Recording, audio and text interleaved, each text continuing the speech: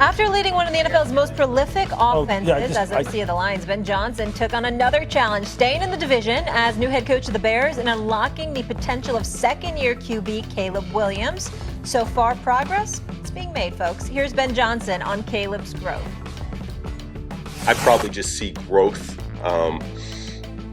He is so much more comfortable right now, even yesterday, the walkthrough yesterday, just in terms of moving around. You know, we go from gun to under to the tight ends are moving, the receivers are moving. We're adding a few more every single day. And so I think his process, and I told him this on the player day off, his process is really clean right now. I'm talking about how he's preparing. I'm really pleased with it. He's doing the work behind the scenes that no one else is seeing, and we're starting to see the dividends being paid from it. Kimberly A. Martin, everybody, joining the party. Great to have you with us. Coming to you. K-Mark, what does success look like for Caleb in Chicago? I'm going to say that if Caleb Williams is playing competitive football in December and January, if this is a team that we think can potentially win their division, I'm good with that. Understand, there will be growing pains with a Ben Johnson offense. He's building this offense again from scratch. They're going over the fundamentals. Ben Johnson is obsessive about the details. So in September, early on, I don't think it's going to look pretty, and I need people to have some patience with this offense and with this team, and particularly Caleb. I think what you want to see is a guy who looks competent and confident running this system, knowing where to go with the football. So if you are playing in December and January, games that could decide the division, potentially being a playoff team, I'm good with that. I agree with you 100%. I don't think you can necessarily win the division. I like what Ben Johnson said, but let's put a little caveat next to this. This is 1 week of training camp. Let's not forget last year against Detroit on Thanksgiving, he didn't know what he was doing in the last couple minutes of the game. They didn't get the field goal off. Yeah. They lost the Lions, and then the coach got fired. And Caleb Williams did a terrible job running that offense late in the game. Let's not forget that. Until you see him in those situations, and I love Ben Johnson, and he's got all this ability in the world, and he was a great quarterback at USC when Heisman.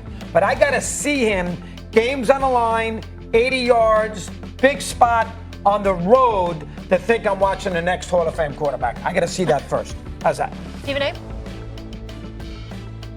I think success is them competing for the division title. Now, that seems far-fetched with Detroit and Minnesota in the division, and I get that.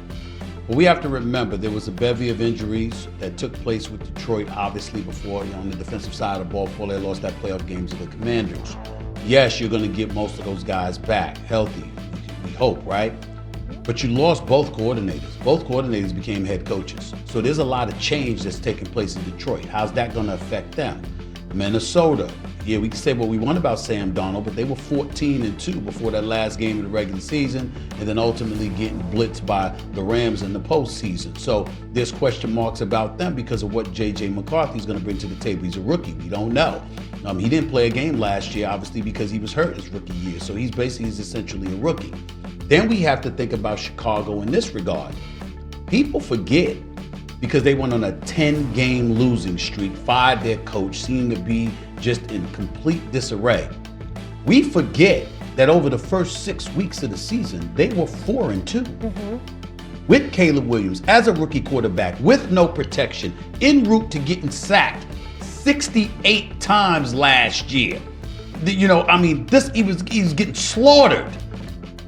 So if you've improved your offensive line, you still got your receivers in place, your running back in place, a quarterback with a more brilliant offensive mind in Ben Johnson. He'll never be confused with Eberflus, I can tell you that much, okay?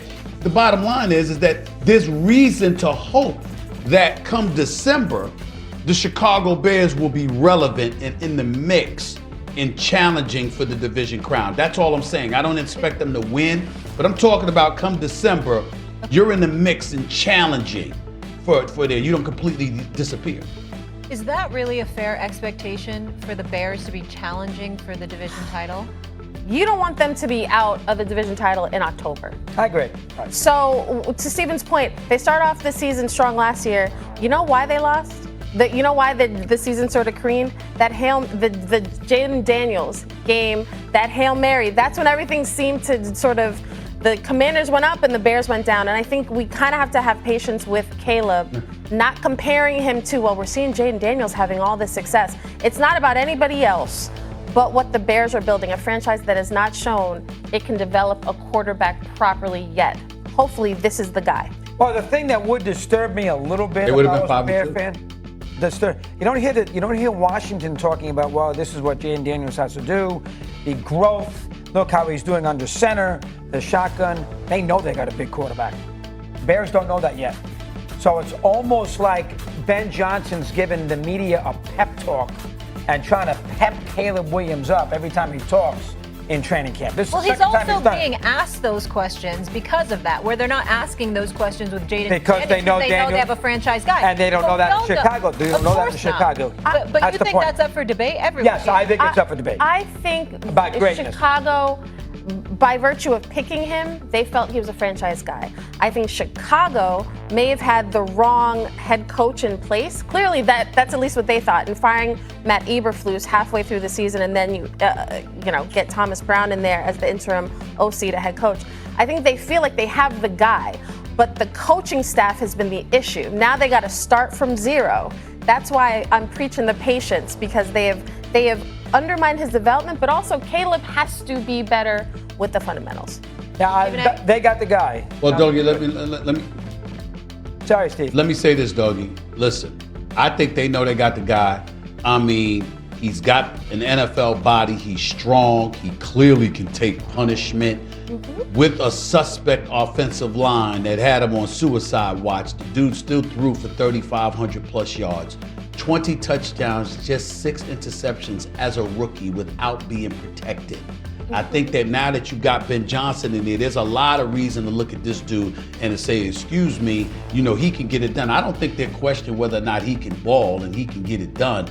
I think that Jayden Daniels is the bar. And now they're saying that was the number 2 overall pick. Can you match what we saw that brother in Washington do last year? That's the question mark. But ain't no question that Caleb Williams can ball and that he's the best quarterback they've had in ages. Ain't no question about that. That's a little Mad Dog's not salt. We're going to learn a lot this season, all right? That's fair to say. We saw what he did with Detroit's offense. He's got a great coach, and we'll see what happens. Sophomore campaign. Our Dak and the Cowboys close. Bet the unders is what Smalls is saying. ESPN Bet Unsportsmanlike is brought to you by ESPN Bet Sportsbook. Download the app today at 21 plus. Gambling problem? Call 1-800-GAMBLER. Smalls.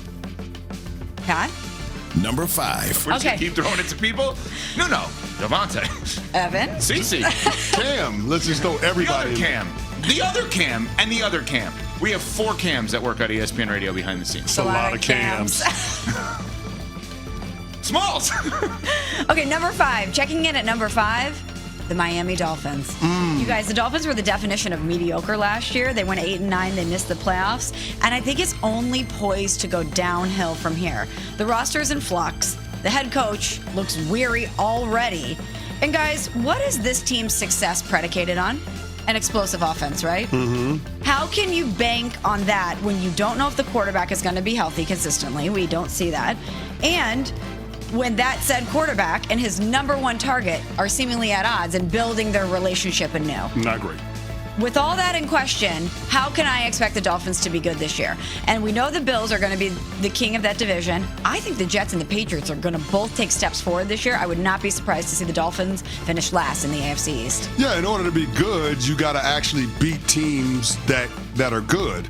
And the Miami Dolphins don't do that, at least not in the Mike McDaniel era. They're 3-14 against teams that are above 500.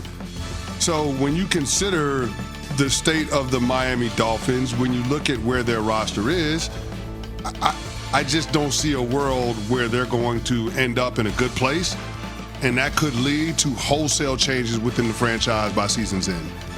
So are you picking them in last place? Like if you had to actually as part of it, well, I guess you are, unless you have somebody in the bottom 5 from the AFC East. Are they the only AFC East team you have in the bottom 5? Yes. So then they're in the last place. If I had to predict it right now. Well, you are. Bills, Pats, Jets, Dolphins. I see that. I don't think that's crazy at all. I see that. I don't think that's crazy at all.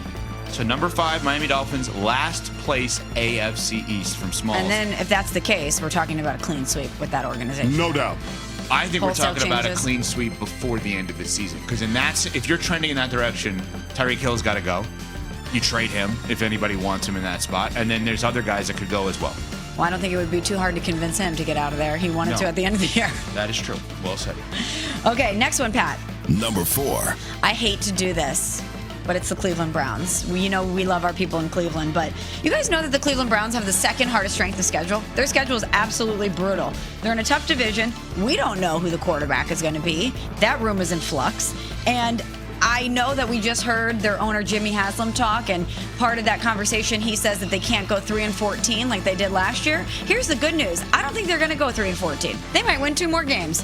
They might win 5 games this year.